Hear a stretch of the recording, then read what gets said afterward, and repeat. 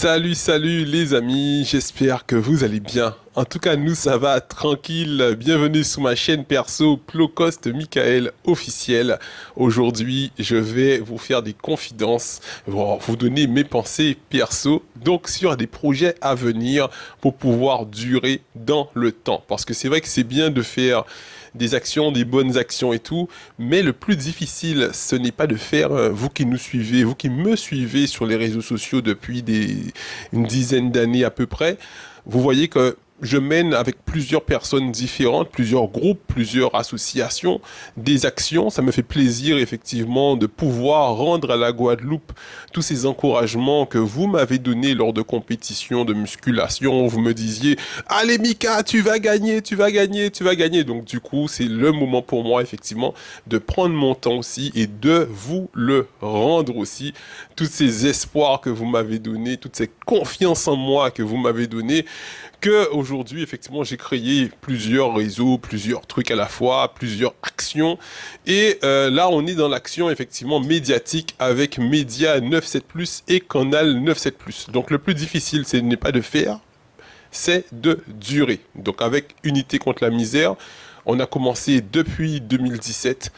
Des fois, on fait moins d'actions, mais on est toujours présent. Des fois, on fait quand le besoin se fait sentir, comme pendant le Covid, de mars 2021, non, mars 2020 à octobre 2020. On a fait des maraudes tous les jours de l'année avec nos fonds personnels qu'on payait effectivement, sachant qu'une maraude peut coûter entre 70 euros et aller des fois jusqu'à 150, 200 euros quand on fait effectivement des maraudes avec, on a fait du dombré de Wassou, nous passons un bon l'amour avec gâteau, avec tout ça.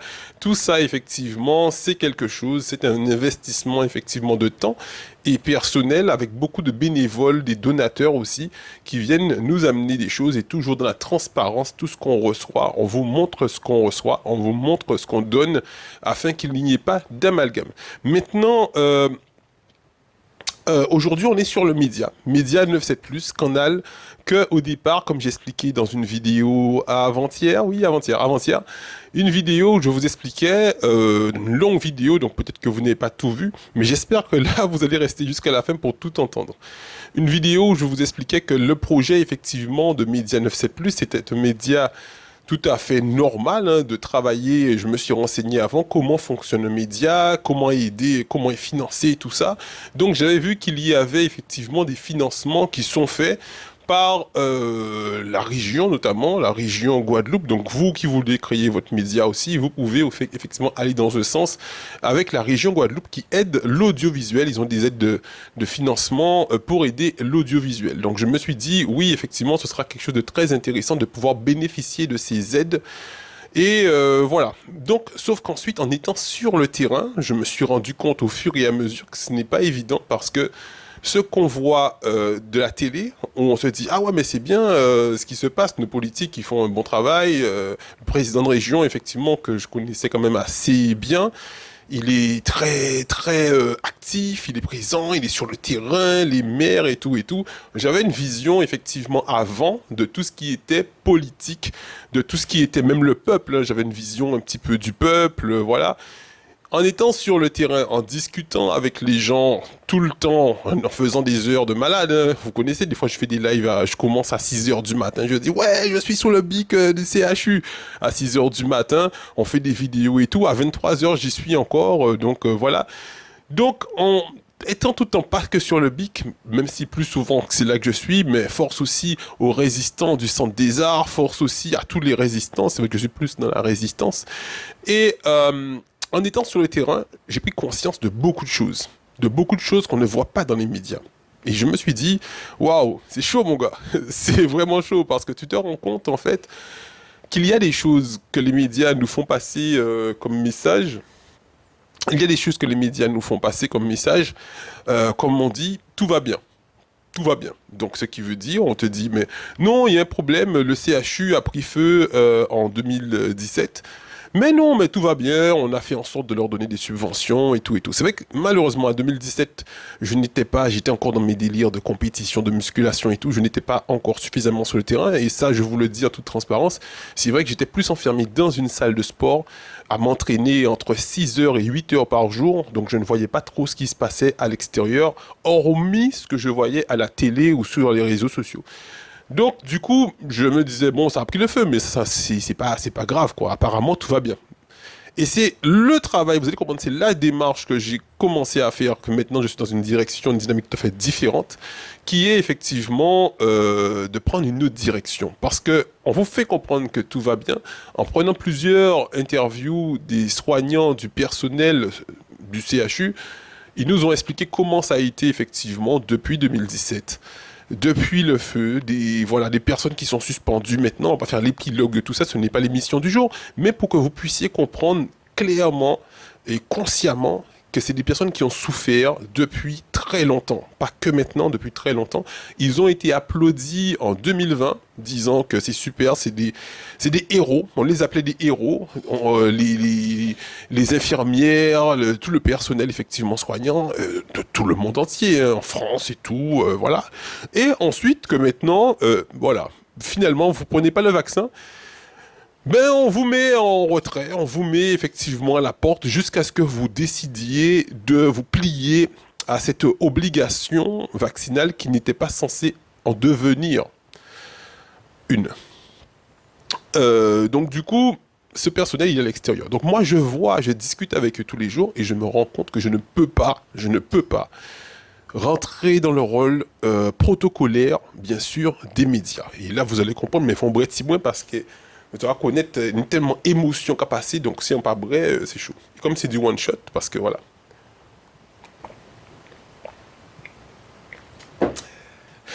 La meilleure boisson. Alors, donc du coup, quand on se rend compte effectivement des difficultés que passent les Guadeloupéens, je dirais pas le personnel soignant, mais les Guadeloupéens, que je vois, que je discute, il y a des choses qui sont diffusées, il y a des choses qui ne sont pas diffusées. Les gens qui n'avaient pas d'eau, on a fait des distributions d'eau l'année dernière, quand je suis revenu sur Saint-François, 2021, on a distribué plus de 60 palettes d'eau. Plus de 60 palettes d'eau. Merci encore aux sponsors qui étaient Capes et Matouba, qui nous ont donné à chacun à leur tour effectivement des 10 palettes par là, des 10 palettes par là. Et en allant discuter avec ces personnes, on se rend compte il y a beaucoup de personnes qui sont en souffrance. Moi qui travaillais surtout avec les personnes qui étaient sur Pointe-à-Pitre ou Basse-Terre avec UCLM, là je me suis rendu compte qu'il y a beaucoup plus de personnes qui sont en souffrance. Maintenant, je ne peux pas les amis, je ne peux pas effectivement faire l'autruche. Ou du moins, ouais, faire l'autruche, ou du moins se mettre des œillères. Genre, on te met dans une case où on te dit, bon, moi je vous donne, vous, médias, une information et vous diffusez ce qu'on vous donne de diffuser. On vous répond, je vois tel que c'est fait. On voit même pas des fois les questions. On voit que les médias viennent et font parler effectivement les intervenants sans répondre à la question. Moi, quand vous voyez, même si je suis avec le collectif, il n'y a pas de coupure. C'est-à-dire que je pose quand même, j'enchaîne les questions et pour vraiment comprendre, pas seulement entendre ce que la personne a à dire, ce que le politique ou autre personne, je ne pointe pas le doigt que les politiques, il y a l'homme qui a foutu bordel, mais que toutes les personnes, j'enchaîne sur des questions pour vraiment fouiller avec le minimum, enfin le savoir que j'ai qui est le mien. Voilà, en toute humilité, pas un gros savant, un café avec 100 p. Donc du coup, j'essaie de fouiller. Et c'est vrai que je me suis rendu compte que quand tu penses, que tu réfléchis, ben tu deviens un petit peu j'allais dire un mouton noir, mais je trouve qu'effectivement, c'est pas bien de toujours mettre le noir de le côté négatif. Donc je vais dire un parasite. Tu deviens une forme de parasite quand tu réfléchis et que tu penses. Exemple, la première conférence de presse qu'il y avait au niveau la Cité des métiers du Rézé. Donc les intervenants qui étaient là, ils vont s'en rappeler. Et vous-même, vous allez pouvoir fouiller sur Media 97+, vous allez trouver la vidéo. où j'étais même pas invité, on m'a envoyé l'invitation, parce que des fois on m'envoie des invitations, on me dit tiens, il y a un truc qui se passe, tiens, vas-y. Alors moi j'y suis allé, je suis arrivé, j'ai placé mon truc, ma perche et tout pour filmer. Et j'entends effectivement, il y avait le président de région qui était là, il y avait le président du département qui était là, il y avait le président de la CARL, Monsieur Cédric Cornier aussi qui était là, et d'autres personnes. Et je vois que c'est à l'époque où tout était barré. Je pense que c'était vers le mois de novembre à peu près. C'était vers le mois de novembre 2021. Et ils sont en train de parler, de dire que bon, ben, tout va bien, on est en train de gérer, on est en train. Et ils disent, y a-t-il des questions? Ben, moi, effectivement, qui suis tout le temps sur les barrages, vous m'avez vu. À l'époque, j'avais pas de moto, j'avais juste le vélo. Donc, je circulais sur tous les trucs à vélo. Je passais effectivement à Perrin, je passais par... en fait, tous les barrages. Nous on jouait Bastet à bicyclette et tout. Voilà, donc je filmais tous les barrages. Je prenais, pas seulement pour filmer les barrages, mais je prenais plein d'interviews. J'étais en début un peu de ce côté interview et tout. Et là, je me dis, mais je comprends pas. J'ai l'impression que... J'ai l'impression en fait qu'ils disent que le peuple ne comprend pas, que le peuple ne veut pas écouter, que le peuple... J'ai dit, mais je ne comprends pas, vous dites que vous êtes présent avec le peuple. Donc ma question était effectivement une question de ce que je vis en fait. De ce que je vis en tant que Guadeloupéen, en tant que média en devenir, parce qu'on ne peut pas dire qu'on s'en média, parce que, bien que oui, parce que l'association Média 97+, existe quand même depuis mars 2021. Donc ça fait un moment déjà qu'on existe, qu'on fonctionne et tout, et qu'on n'a reçu effectivement aucune aide. Mais au début, c'était pour recevoir quand même des aides de fonctionnement. Peut-être pas pour faire des bénéfices, parce que c'est une association de 1901, mais pour même mettre 6 bras essence, acheter un repas, faire un truc comme ça, tu vois, sans vouloir se faire des millions sur la tête des Guadeloupéens. C'est une association, ce n'est pas une société. Et du coup, mais au moins avoir des subventions pour ça. Mais moi, quand j'entends ça, mais moi, je suis obligé de poser la question. Je dis, mais je comprends pas, monsieur le président de région, monsieur machin.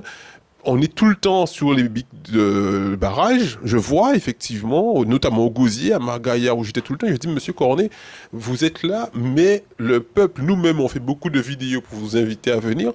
On ne vous voit jamais. Et à ce moment-là, quand j'ai posé ma question à monsieur Cédric Cornet qui était en face, j'ai senti que désolé, j'ai dû couper 2 secondes. Alors, donc au moment où j'ai posé la question, ma question qui est adressée à Monsieur Cornet, effectivement, on était face à face. Ben, je lui ai dit, mais Monsieur Cornet, je comprends pas. On est tout le temps au gosier avec les résistants de Margaillard et autres bics de barrage de cette fin d'année. On vous voit pas et vous êtes le maire du gosier. Au moins venir avec votre Richard, parler à la population. C'est des gens qui demandent à vous parler. C'est pas des voilà. Donc et à ce moment-là. Il a baissé la tête, il n'a pas voulu répondre, et c'est le président de région qui a pris la parole, qui m'a dit non, on ne va pas répondre à cette question. Je fais hein? What? Je dis bah attends, je suis venu pour poser des questions.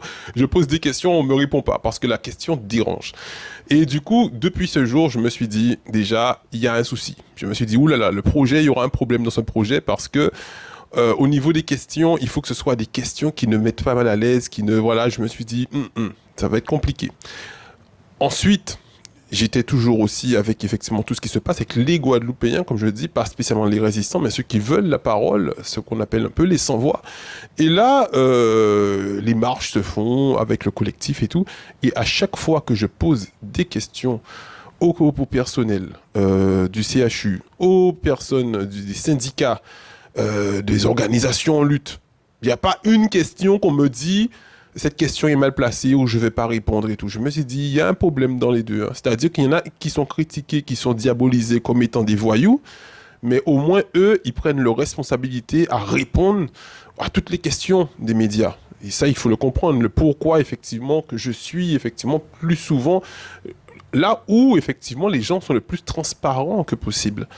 Et voilà. Donc c'est arrivé à ce moment-là, on va pas être trop long sur ça, mais c'est pour que vous puissiez comprendre, effectivement, récapituler pourquoi je ne peux pas effectivement ensuite voir que je ne vais pas forcément dans les conférences de presse, de voilà, ceci, cela, même si je n'ai pas d'animosité envers les politiques et tout, mais j'ai l'impression qu'il y a une grosse manipulation qui se passe entre eux et les médias et tout, et je veux pas participer à ce complot. Donc du coup, j'ai trouvé effectivement une solution. Maintenant, c'est que la solution, c'est que donc hier j'étais avant-hier, non c'était hier au Taonaba et m'a été inspiré effectivement une idée qui est venue d'une conférence de comment planter du riz en Guadeloupe animée par le mouvement KBM. Donc le mouvement KBM, effectivement, c'est un mouvement citoyen qui a été créé effectivement depuis 2009. Et effectivement, ils se sont rendus compte qu'en 2009, il y avait toujours la question qui se posait, et si bateau pas rentré en joue, qui j'en nous que manger? Qui j'en nous que manger? Donc effectivement, production locale. Donc manger zillon, manger patate, manger tout ça, oui. Mais il y a un moment, tu vois, des gens qui sont habitués alimentairement à manger des pâtes, du riz, des trucs comme ça. Donc KBM, qu'est-ce qu'ils se sont dit? C'est que, est-ce que c'est possible de planter du riz? Mais il dit oui, mais oui, effectivement, nous déjà planté du riz en Guadeloupe. Voilà, nous peut planter du riz. Et ils ont fait effectivement un truc qui s'appelle Bail Coco pour savon, où ils expliquent aux gens, on vous donne un grain de riz, on vous explique comment planter ce grain de riz, et de ce grain de riz, ben, ce que vous allez faire, c'est que vous allez planter, vous allez récolter à peu près 40 graines, donc un grain donne 40 graines, et ensuite, donc on vous donne, vous récoltez 40, vous en gardez 20 pour replanter, ce qui veut dire 50% que vous replantez. Ensuite, 25% de votre production, ce qui veut dire 10 grains, vous allez donner à vos proches les 10 grains, effectivement, qui puissent eux aussi planter. Et nous, ce qu'on va faire, c'est que vous allez nous redonner 10 grains afin qu'on puisse donner à d'autres personnes. J'ai trouvé le concept tellement intelligent, tellement ingénieux, tellement intéressant, le bail coco pour savon. Ce qui veut dire que ce qu'on donne, on donne ça et vous donnez ça. Et je me suis dit, mais en fait, on a un média, on a effectivement des gens qui nous suivent, qui fait que justement, au lieu d'aller pleurer pour les collectivités, la CARL, parce que nous on travaille surtout au niveau de la CARL, donc ce serait la CARL qui aurait pu nous aider. Au lieu d'envoyer des demandes au niveau de la CARL, et on ne croit pas effectivement dans leur bienveillance, au lieu d'aller envoyer des demandes effectivement pour la région, pour le département, ben au lieu d'être effectivement au chevet de ces personnes pour dire donnez-moi 1000 euros, donnez-moi 2000 euros, je dois payer ceci, je dois payer cela, on doit effectivement donner, on donne quelque chose au peuple, et en retour, le peuple peut nous redonner. Comment faire? Sans dire au peuple seulement, mais donnez-moi, hein, je vous donne, je vous montre machin, aidez-moi, aidez-moi. Donc ça, j'étais un peu contre parce que on a fait ce format avec Unité contre la misère en disant donnez un sachet de riz, on va cuisiner pour les gens. Mais je ne suis pas prêt effectivement à dire aux gens effectivement qui sont déjà en misère, la Guadeloupe qui est déjà en souffrance.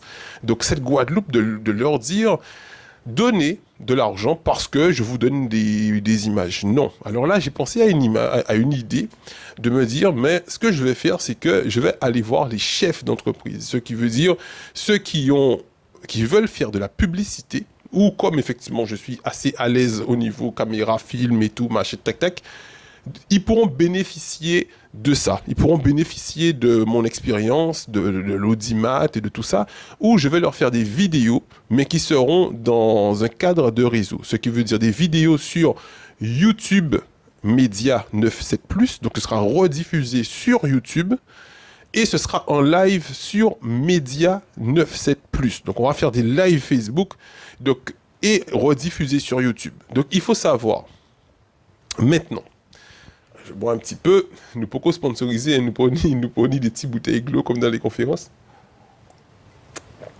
On fait avec les moyens du bord. C'est ça nous a dit, c'est mon affaire aussi, faites avec les moyens du bord. Alors, donc maintenant, comment faire pour effectivement faire en sorte que les patrons ils puissent avoir ce format? Ils peuvent rentrer en contact avec nous en m'envoyant un mail à ASS Media media97plus, plus, gmail.com ou par message WhatsApp au 06 90 924 921. Et ces personnes qui veulent faire de la publicité vont bénéficier d'un live Facebook où on a une page Facebook qui a plus de 56 000 personnes qui nous suivent sur Facebook Média 97+, et aussi sur YouTube où on a plus de 8000 personnes qui nous suivent sur YouTube. Mais par contre, ces vidéos de communication ne seront pas diffusées sur Canal 97+, parce que comme je vous dis, Canal, c'est la chaîne effectivement du peuple, la chaîne du peuple, la chaîne de la lutte, la chaîne de la vérité.